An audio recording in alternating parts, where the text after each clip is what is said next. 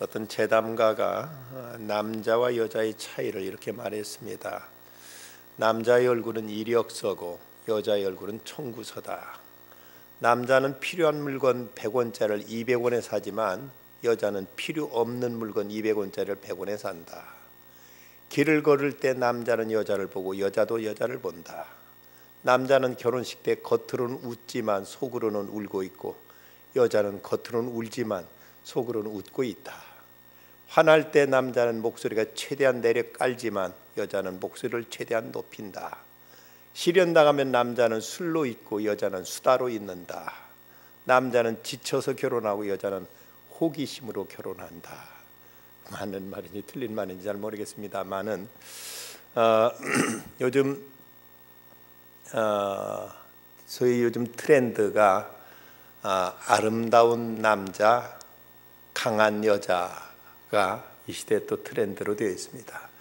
남자는 뭐 성형 수술도 하고 화장도 하고 점점 여성화되어가는 이런 추세고, 여자는 또 이제 아주 운동으로 단련된 근육질의 몸매가 우리 여성미의 또 한 모습으로 이렇게 이제 부각되고 있는 이런 이제 그 세대가 되었습니다.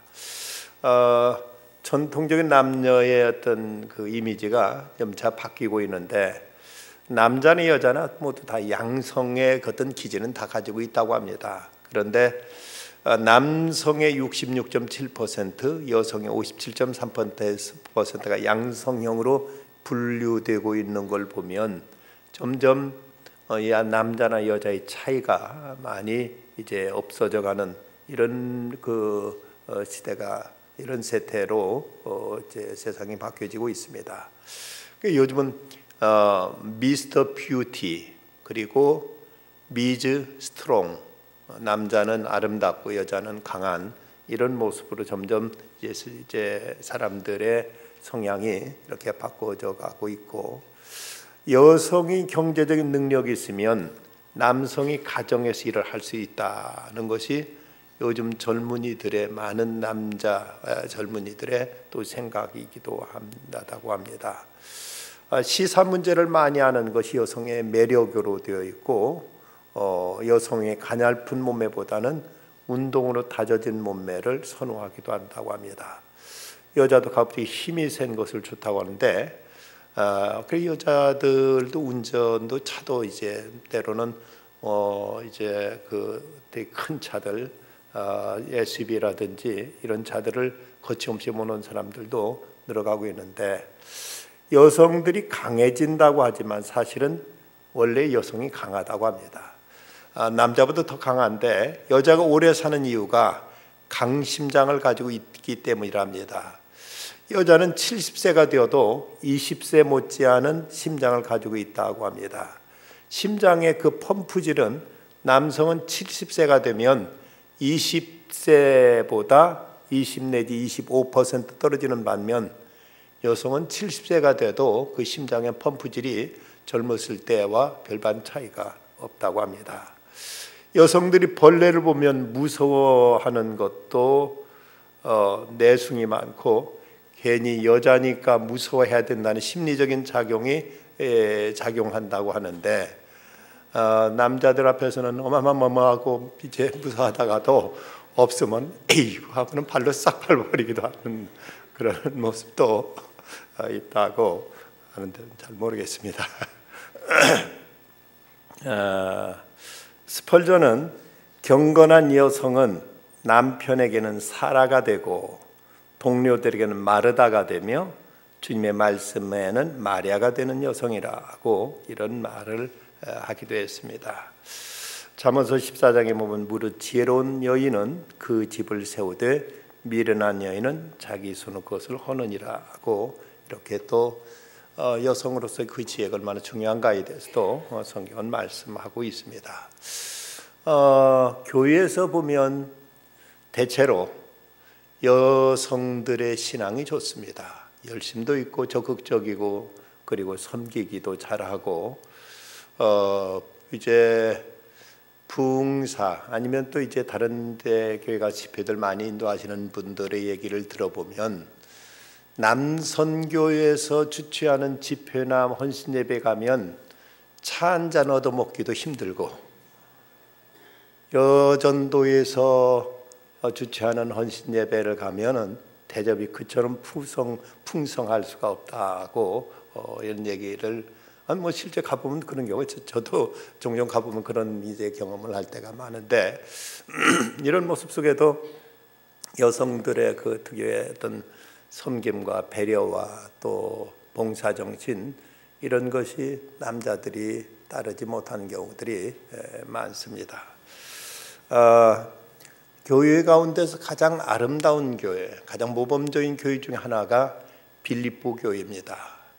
이 빌립보 교회는 참 사랑이 많았고, 그리고 바울의 사역에 끝까지, 바울이 감옥에 갇혔을 때 로마 감옥까지 끝까지 바울을 그 사역을 위해서 헌신하고 후원하고, 참으로 그 지극정성으로 바울의 사역을 위해서 힘이 되어줬던 교회가 빌립보 교회인데, 이 빌립보 교회가 여성적인 교회, 그 교회 시작이 바로 오늘 말씀에 나오는 루디아의 집에서 시작된 교회가 빌립보 교회고, 그랬기에 이 빌립보 교회는 바울의 사역에 가장 든든한 그리고 정성원의 후원자가 되었고, 그래서 바울이 로마 감옥에 순교할 때까지 그를 위해서 가진 정성으로 이제 섬겼고 후원했고, 많은 지원을 아끼지 않았던 교회가 바로 빌립보 교회였습니다.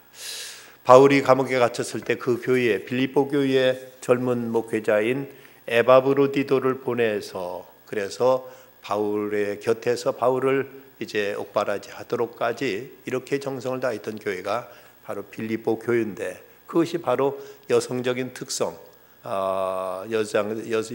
여성들의 그 자상함, 또 배려심, 그리고 섬기고 봉사하는 마음, 이런 것이 바로 이제 빌립보 교회를 시작했던 그 주축 멤버가 여성들이었기 때문에, 그래서 이 교회에 이런 여성적인 특징이 나타난 것으로 이렇게 보여집니다. 오늘 배우게 되는 루디아는 두아디라 출신입니다. 두아디라는 버가모 남쪽 동남쪽에 64km 떨어진 소아시아 지역에 있는 곳인데, 서문화와 이제 중간 지점에 있다고 합니다. 본래 그 도시는 펠로피아라고 불려졌는데 나중에 유히피아 그리고 아키사라는 이름으로 바뀌어졌고, 이 성이 처음 알렉산더에 의해서 히랍 영토가 되었다가 주전 190년경 로마의 식민지로 바뀌게 됩니다.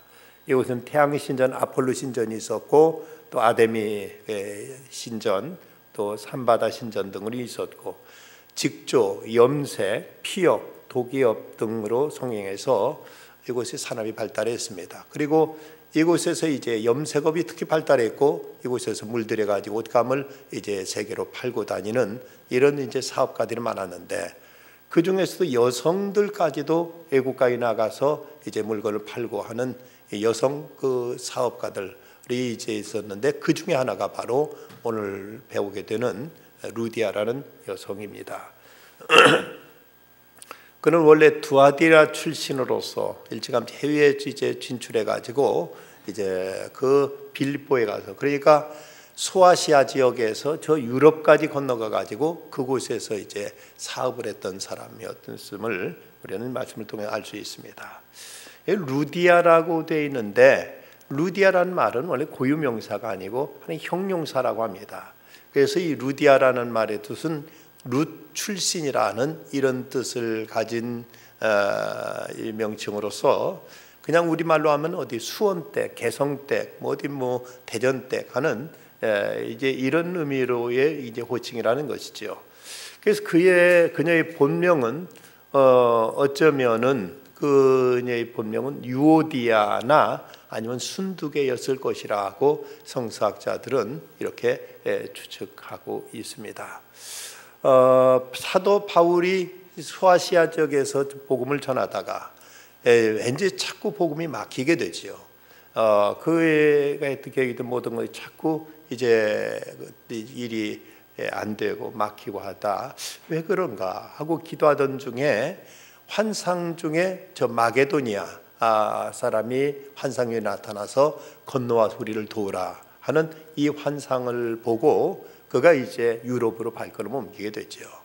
이때 바울이 유럽으로 건너갔던 그 발걸음, 그것이 곧 역사학자 토인비의 말대로는 세계 역사를 싣고 갔다. 세계 역사의 흐름을 싣고 간 위대한 발자취였다고 이렇게 말합니다. 그래서 토인비가 하는 말이 바울이 유럽으로 건너간, 복음을 들고 유럽으로 건너간 이 사건, 이것이 단순히 한 개인이 건너간 것이 아니라 세계 역사의 물줄기를 바꾸는 이런 획기적인 이런 이제 발걸음으로서 바울이 이때 건너감으로써 이제 이룬 역사적인 변화는 알렉산더나 시저나 나폴레옹이나 히틀러라든지 걸출한 세계적인 영웅들이 이 역사에 미친 영향보다 그 모든 걸 합친 것보다 더 위대한 역사에 큰 영향을 미친 사건이 바로 바울이 이 유럽으로 건너간 사건이라고 세계적인 역사학자 토인비는 이렇게 말하고 있습니다. 그러고 보면 바울이 이제 유럽으로 건너가서 최초의 성경에 나온 대로는 최초의 이제 전도에서 처음 믿은 사람이 오늘 본문에 나오는 루디아인 걸 보면 루디아는 서양 교회 구라파 교회 어머니라고 이렇게 말할 수 있는 사람으로 그를 통해서 유럽 교회가 이제 퍼져나가게 되는 이런 위대한 이제 그 여성으로서 우뚝 서게 됩니다. 그럼 이 루디아라는 인물, 이 사람의 신앙의 특징이 무엇일까? 먼저 그는 참 경건한 여인이었음을 우리가 알 수 있습니다. 본문 14절 말씀 보면 두아디라시에 있는 자색 옷감 장사로서 하나님을 섬기는 루디아라 하는 한 여자가 말을 듣고 있을 때 주께서 그 마음을 열어 바울의 말을 따르게 하신지라. 하나님을 섬기는 루디아라고 했는데 이전에 개역 성경에 보면 하나님을 공경하는 루디아라고 이렇게 비제 번역이 되어 있습니다. 그걸 보면 그건 단순히 하나님을 믿는 사람 정도, 그냥 종교인 신앙인 정도가 아니라 나름대로 하나님에 대한 나름대로 경외심, 하나님께 대한 헌신된 마음, 하나님을 열심히 믿고 주님을 섬기는 이런 사람이었다는 것을 나타내는 표현입니다. 그러면 어떤 면에서 그가 하나님을 경외한 모습이, 하나님을 공경한 모습이 나타나 있는가 보면 다시 이 말씀 13절부터 보면 안식일에 우리가 기도할 곳이 있을까 하여 문 밖 강가에 나가 거기 앉아 모인 여자들에게 말하는데 두아디라시에 있는 자색 옷감 장사로 하나님을 섬기는 루디아라는 여자가 말을 듣고 있을 때 주의 마음을 열어 바울의 말을 따라가셨다. 여기서 안식일 날 지금 저들이 강가에 가서 그곳에서 기도하고 있었습니다. 유대인들의 전통에 의하면 어느 도시든지 그곳에 유대인 남자 10명만 있으면 그들이 회당을 세워놓고 모여서 하나님께 예배드리는 신앙의 공동체를 이뤘습니다. 그런데 지금 이 빌립보라는 시에는, 이 빌립보 도시에는 지금 회당이 없어서, 유대인들이 모이는 회당이 없어서 강가에 나가서 기도하고 있었던 걸 보면 유대인들이 거의 없었다는 것을 알 수가 있습니다. 그러다 보니까 회당이 없으니까, 우리말로 예배당, 교회가 없으니까 저들은 이제 어디래든 가서 이제 예배드리고 하나님께 기도해야지 하는 생각으로 이제 강가로 나가서 기도하고 있었다는 것을 볼 수가 있습니다. 저들은 어떤 일이 있어도 우리말로 하면 주일 성수, 아니면 저들 표현은 안식일을 철저히 지켰던 것을 볼 수가 있지요. 우리가 어디 가서 교회를 떠나서 어딘가 멀리 여행 갔다가 믿음이 좋은 사람은 이제 꼭 교회를 찾아서 예배 드리려고 할 것이고, 그냥 그런 사람은 아이고 여기 우리 교회도 없는데 하고는 적당히 이제 때우려고 이제 할지도 모르겠습니다만은, 그런데 저들은 지금 교회가 없는데도, 그곳에 회당이 없는데도 안식일에 모여서 이렇게 기도를 하고 이렇게 하나님의 말씀을 듣고 한 걸 보면 얼마나 나름대로 철저한 이런 안식일을 지키고자 하는 이런 열정이 그들에게 있었는가를 알 수가 있습니다. 유대인들의 전통에 의하면은 안식일을 지킨다는 것은 안식일 되면 반드시, 물론 일을 하지 않을 뿐만 아니라 반드시 모여서 함께 하나님께 예배드리는 것이 안식일을 지키는 전통이었고, 그것도 그냥 집에서 적당히 모여서 드리는 것이 아니라 반드시 집에서 나와서 경건한 장소, 또 조용한 장소, 예배드리기 좋은 장소에서 이곳이 뭐 나무 밑이든 아니면 어떤 산자락이든 강가든 이런 곳에 모여서 이제 예배를 드리도록 이렇게 되어 있었다고 합니다.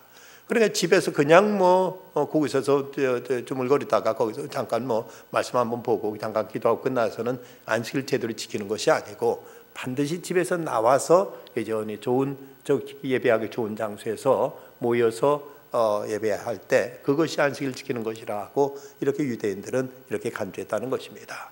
그랬기에 지금 이 사람이 이 루디아 그가 사업하는 나름대로 아주 어떤 커리어우먼 대단한 열심히 있는 사업가입니다.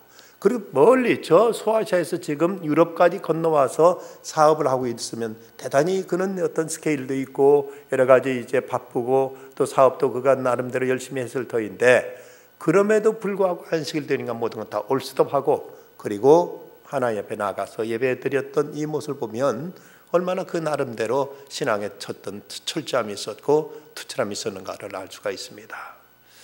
우리 신앙생활 한다는 게 뭐냐? 주일 제대로 지키는 거죠. 주일 되면 교회 나와서 예배드리는 것 이것이 무엇보다 중요한 것입니다. 우리가 꼭 그렇게 어디 나가야 되느냐 어쩌냐 되느냐 별별 소리 하지 합니다만은 어쨌든 우리가 하나님 집을 찾지 않고 우리가 믿음 생활 잘하겠다는 것은 다 거짓부렁입니다. 그렇게 되지도 않고 그것은 자기 나름대로 자기 이제 착각이지 자기 생각이지. 어쨌든 하나님의 전에 나와서 믿는 성도를 같이 예배드리는 자세 이것이 루디아는 사업가로서도 이런 문제에 철저했고 분명했던 것을 알 수가 있습니다.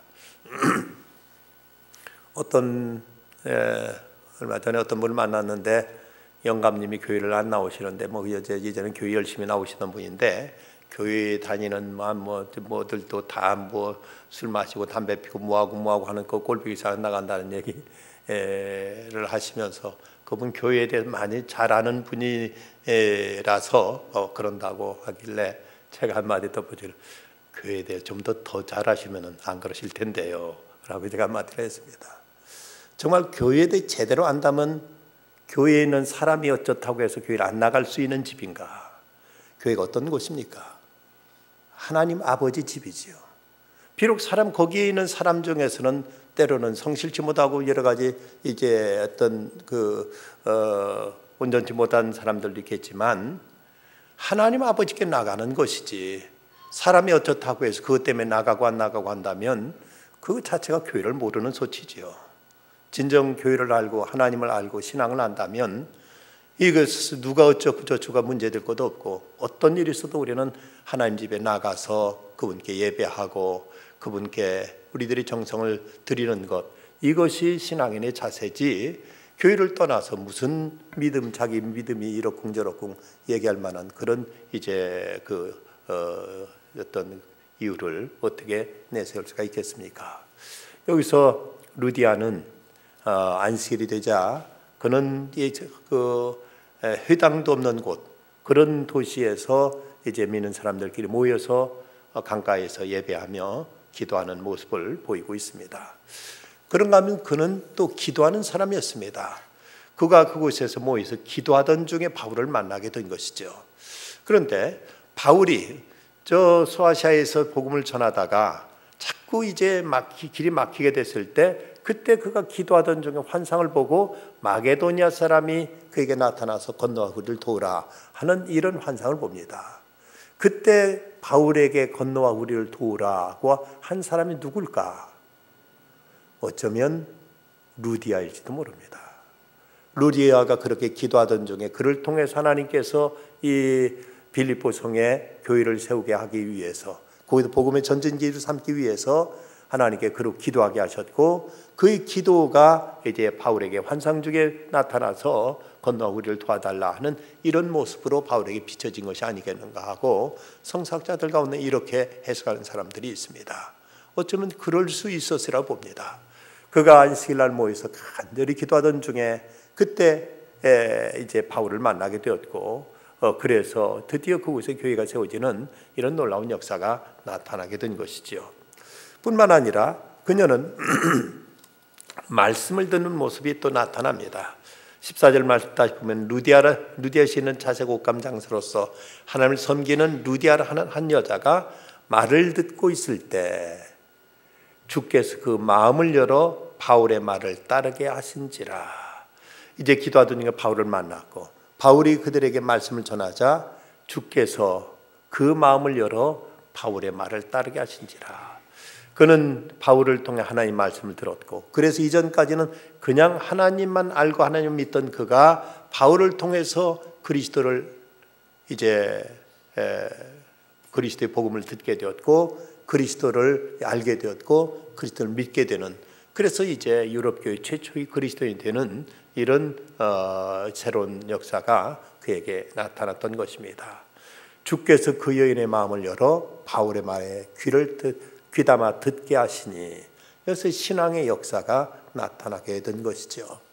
우리들도 주의를 사모하는 마음으로, 그리고 하나님 앞에 나와 기도하다 보면 주님께서 우리들의 마음을 열어주셔서 우리로 하여금 주님의 음성을 듣게 하시고 하늘의 신령한 음성을 우리로 하여금 깨닫게 하시는 성령 역사가 이런 가운데 나타나게 되는 겁니다. 그냥 적당히 나 편한 대로 어디서나 뭐 하나님 찾으면 되지, 하나님 꼭 예배당에만 계시냐 하고 이렇게 내 편한 대로 내 중심으로 모든 것을 이제 판단하고 그렇게 행동하다 보면, 그런 가운데 우리가 하나님 음성을 듣는다는 것은 이건 거의 이제 쉽지 않은 일입니다.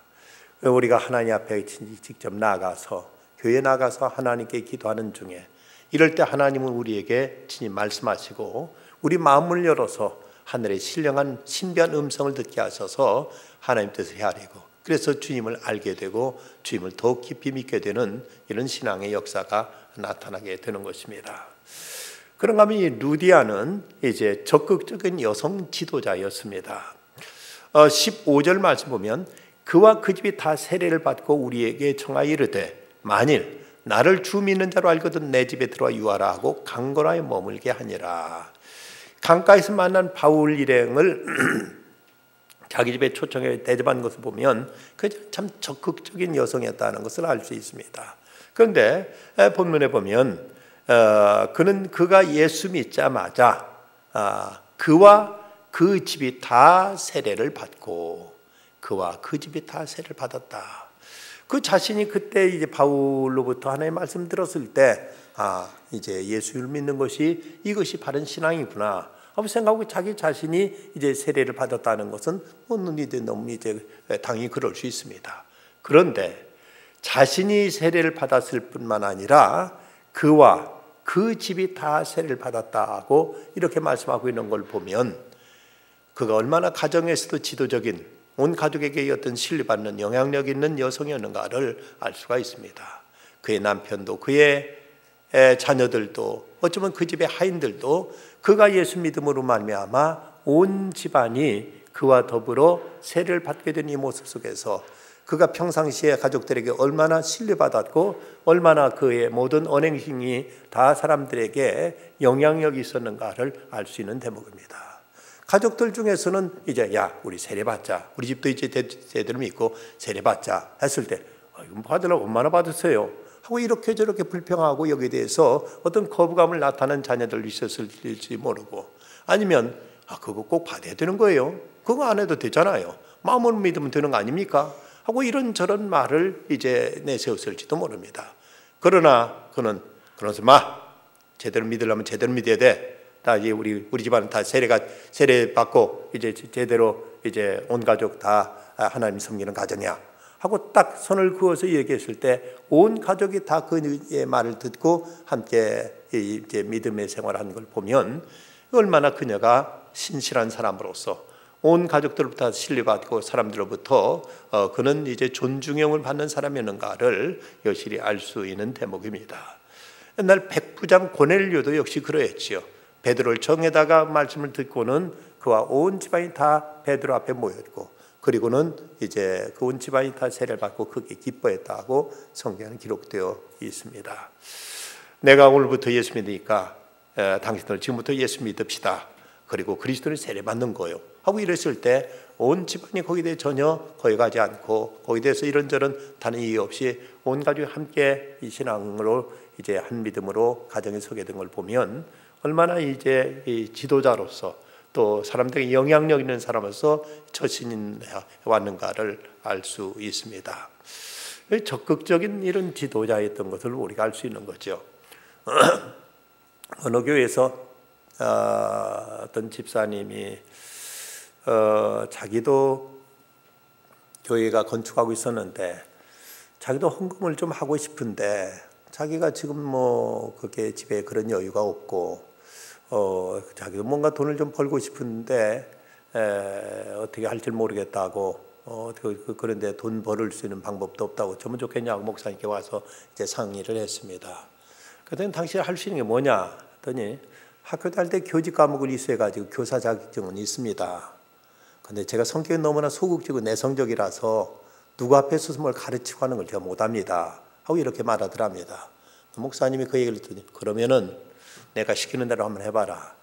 그 당시 이제 아주 그 서울 시내에 우리나라에 유명했던 그 브리테니커 백과사전을 그 외판하는 그런 일이 아주 유행했었습니다. 당시 그거 한번 훈련 가서 받아봐라. 그럼 뭔가 달라질 거다. 그래서 목사님 시키는 대로 브리테니커 백과사전 판매하는 그 회사에 가서 거기서 한 두어 달 훈련 받더니 아주 이제 그때부터는 전혀 뭐 사람 앞에 서는 것을 전혀 부끄럽게 여기지 않고 여기 대해서 뭐 두려워하지 않고 이제 학교에 들어가서 학교에 교사로 들어가서 이제 학생들을 몇 해 동안 가르치고 그러면서 나름대로 자기 본인이 작정한 헌금도 하고 그러면 교직으로서 교사로서 아주 참 보람 있게 열심히 훌륭한 교사가 되었다고 합니다.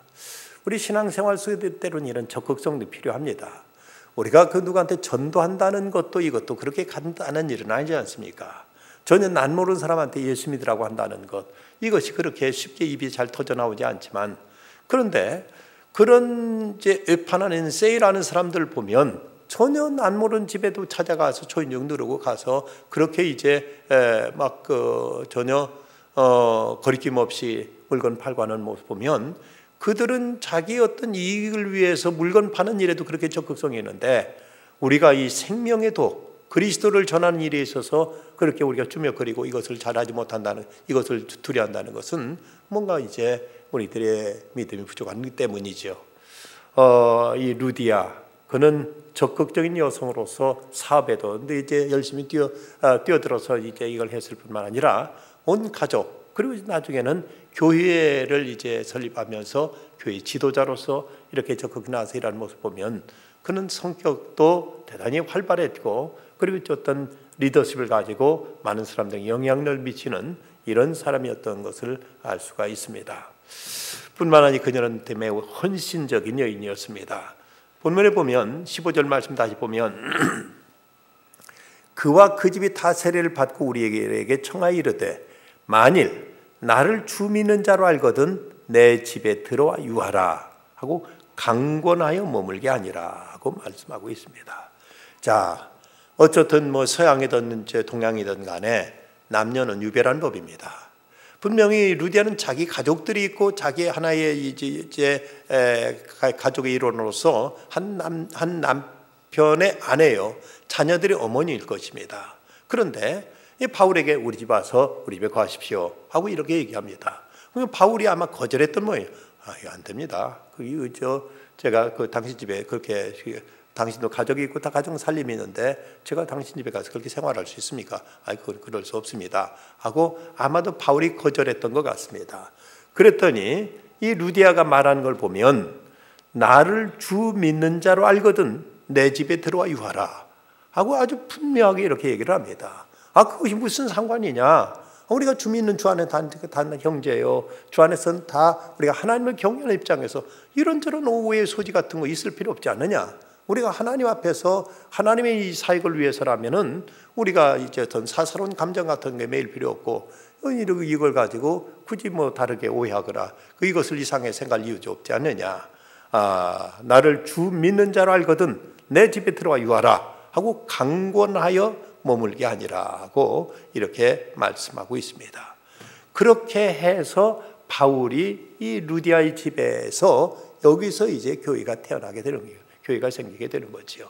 그토록 아름다운 교회, 모범적인 교회, 그토록 훌륭한 교회가 바로 이 루디아 집에서 이렇게 해서 이제 생기게 되는 것입니다.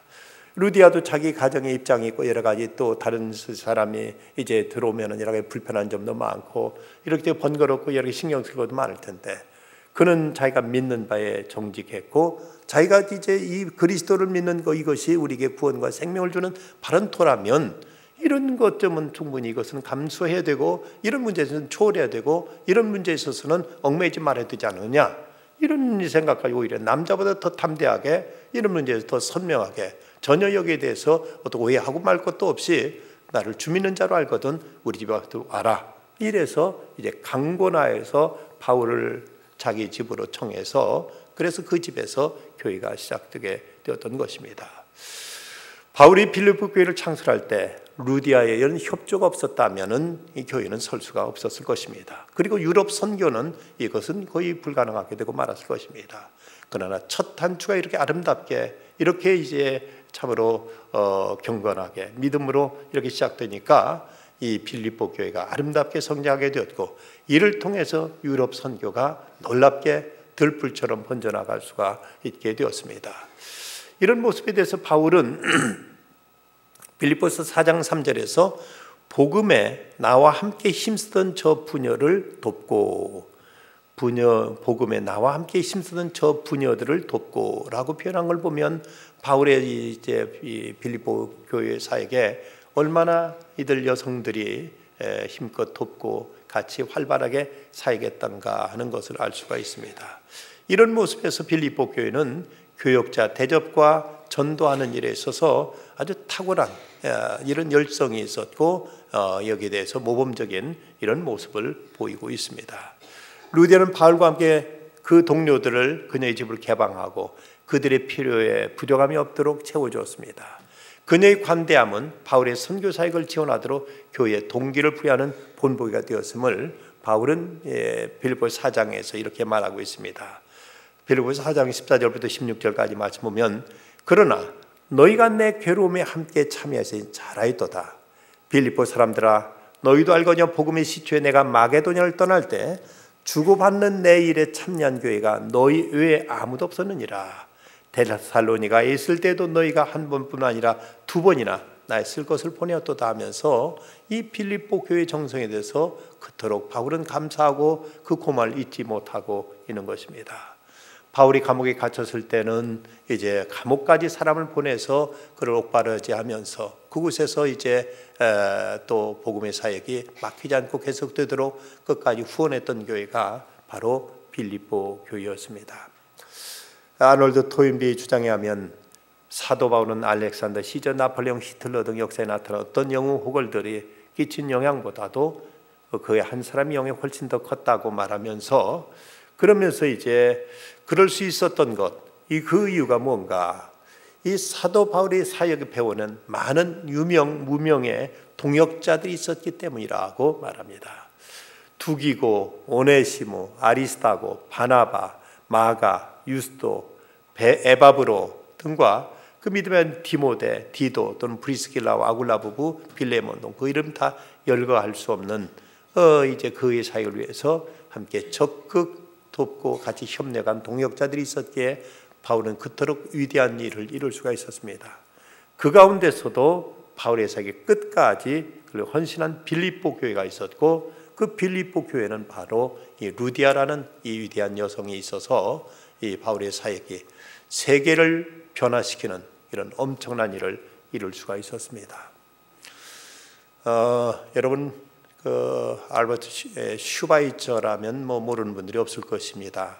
그런데 메리언 플레밍거라는 이름을 아시는 분은 많지 않을 겁니다. 이 메리언은 슈바이처가 운영하는 아프리카 람바네네 병원에 함께 평생을 같이 동역했던 보조 간호사입니다. 원래 이 메리언은 헝가리 귀족의 딸로서 그녀의 꿈은 이 땅에서 가장 아름다운 여인으로 그리고 사람들에게 최고의 어떤 이제 영향을 끼치는 권력을 누리면서 전 세계를 위해 군림하는 이런 여왕이 되는 것이 그의 꿈이었습니다.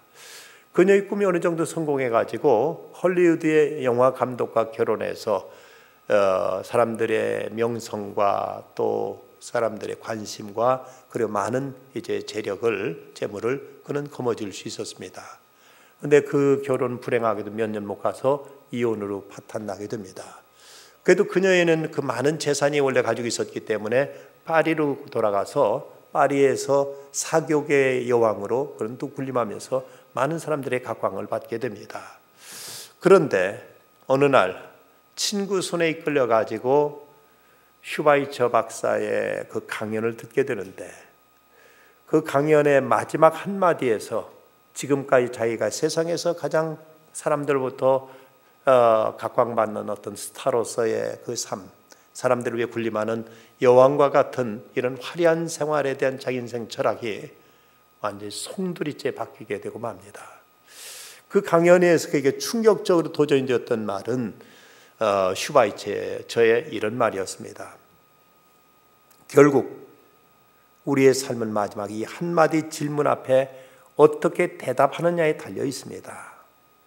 당신의 삶은 섬김을 받고자 하는 삶이었습니까? 아니면 하나님께 우리에게 맡겨주신 천하보다 더 귀한 우리 주변의 이웃들을 진지하게 섬기고자 하는 섬김의 삶이었습니까?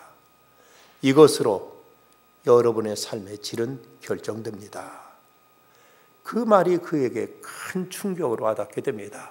지금까지 자기가 꿈꾸고 자기가 나름대로 인생의 성공이 무엇인가를 생각했던 것이 완전히 흔들려 버리게 됩니다. 그는 많이 고민하다가 그는 끝내 모든 것 다 내려놓고 아프리카 람바네를 달려갑니다. 슈바이처에게 부탁하기를 자기를 간호보조사로 써달라고 이렇게 부탁해서 팔을 걷어붙이고 몸을 아끼지 않고 허드렛 일을 하면서 흑인들을 다 끌어안고 그러면서 이제 그들의 상처를 어루만지면서 슈바이처 곁에서 동역했습니다. 그 빼어난 미모를 가지고 있었음에도 남들이 하기 싫어하는 그 허드렛 일을 다 언짢은 표정 하나도 없이 묵묵히하는 모습 보고 이 병원을 방문했던 모든 방문자들마다 그 모습을 보고 그렇게 감동을 받고 그들에게 큰 감명이 되었다고 합니다. 이 메리언은 나중에 뉴욕에서 눈을 감았지만 그녀의 비문에 아프리카 그 병원 옆에 새겨져 있는데 이런 문구가 기록되어 있다고 합니다. 모든 것을 바쳐 이웃을 섬겼던 하나님의 딸 메리언. 어쩌면 루디아의 묘비가 어디에 있는지 모르지만 루디아의 묘비에도 이런 문구가 있지 않을까. 바울의 사역을 도와서 하나님을 나라를 위해 충성을 다했던 루디아라는 이 이름이 어쩌면 그의 묘비명에 기록되었을 것으로 생각됩니다. 이런 유명한 말이 있지요. 나는 생각한다. 고로 존재한다. 이건 데카르트가 한 말입니다. 나는 느낀다. 그로 존재한다는 말은 루소의 말이라고 합니다. 나는 행동한다. 그러면 나는 존재한다라는 말은 한 행동주의자의 말일 것입니다. 나는 반항한다. 그러면 나는 존재한다는 말은 알베르 까뮈의 말이랍니다. 그런데 나는 믿는다. 고로 나는 존재한다. 라면 이건 그리스도인의 말입니다. 한 걸음 나아가서 나는 헌신한다. 고로 존재한다. 고 말할 수 있는 사람, 그들이 진정 그리스도의 사람, 그리스도의 일꾼, 그리스도께 헌신된 그리스도의 제자의 고백이라고 말할 수 있습니다. 루디아는 즉시 그리고 전적으로 헌신했습니다. 루디아는 명실공히 빌립보 교회의 믿음의 어머니가 되었습니다. 그리고 큰 역사를 이루었습니다. 이로 인해서 이제 유럽 선교의 새로운 교도부를 마련하고 이를 통해서 복음은 이제 지중해 연안 일대 로마와 스페인까지 유럽을 그 복음으로 이제 변화시키는 이런 위대한 그 초석을 다지는 이런 여성이 되었습니다.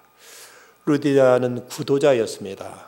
그는 아브라함과 이삭과 야곱의 하나님을 섬겼지만 예수 그리스도에서는 알지 못했지만 나름대로 그는 자기가 알고 있는 믿음 한도 내에서 경건히 안식일을 지켰고 그리고 기도했고 말씀을 듣고자 했을 때 이런 그녀에게 하나님은 사도 바울을 보내셔서 그리스도를 알고 믿게 하셨고 그를 통해서 이 땅에 가장 아름다운 교회를 세우는 이런 위대한 여종으로 하나님은 삼아 주셨습니다.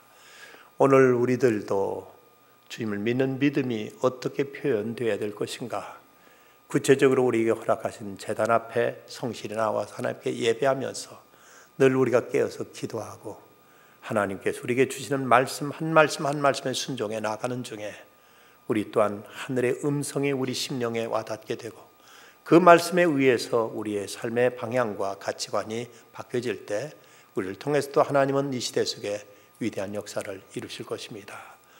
루디아를 통해서 유럽 교회의 어머니로 삼으셨던 하나님께서 우리의 또 하나하나를 통해서 이 땅에 또 새로운 역사를 창조하시고 위대한 주의 뜻을 이루시는 하나님 앞에 아름답게 귀하게 쓰임받는 하나님의 참된 자녀들이 다 되어야 되겠습니다. 기도하십시다. 거룩하신 아버지 하나님, 한 여인의 헌신이 그토록 귀한 아름다운 복된 결과를 이제 이룰 수 있었다면 이 시대 속에 또 저희들 또한 하나님 앞에 경건히 주님 앞에 나와 예배하며 하나님 앞에 깨어 기도하며 하나님 말씀을 듣고 그 말씀에 순종해 나갈 때 하나님은 또 저희를 통해서 이 땅의 아름다운 일들을 이루실 줄 믿습니다. 늘 주님께 부르시는 말씀 앞에 진지하게 성실하게 응답할 수 있게 해주시고 그 뜻 받들어 순종해 나감으로써 이 시대 속에서 저희 또한 이 땅에 하나님 나라를 세우며 사람들을 구원하며 많은 사람들을 이제 그리스도로 인도하는 이 귀한 일에 귀히 쓰임받는 저희들 다 되게 하여 주시옵소서. 우리 수험생들 이제 얼마 남지 않은 시지제 시험 준비 기간 동안 끝까지 최선을 다하게 하여 주시고 저들로 하여금 왜 공부해야 되는지 무엇을 위해서 저희들이 지나게 되는지 분명한 목표가 서게 하여 주시고 그 목표 앞에 최선을 다함으로 하나님께 저희들을 귀한 일꾼들로 이 땅을 새롭게 할 수 있는 귀한 인재들로 주께서 세워 주시옵소서. 엘리베이터 공사가 막바지 이르렀습니다. 끝까지 잘 모든 것 마무리될 수 있도록 도와주시고 이를 위해 수고하는 모든 이들에게도 하나님의 사랑으로 함께하여 주시옵소서. 병상에 있는 성도들 치유하여 주시고 여러 가지 이런저런 어려움 속에 있는 이들에게 주님의 자비하신 손길을 펼쳐 주시옵소서. 예수님의 이름으로 간절히 기도드리옵나이다. 아멘.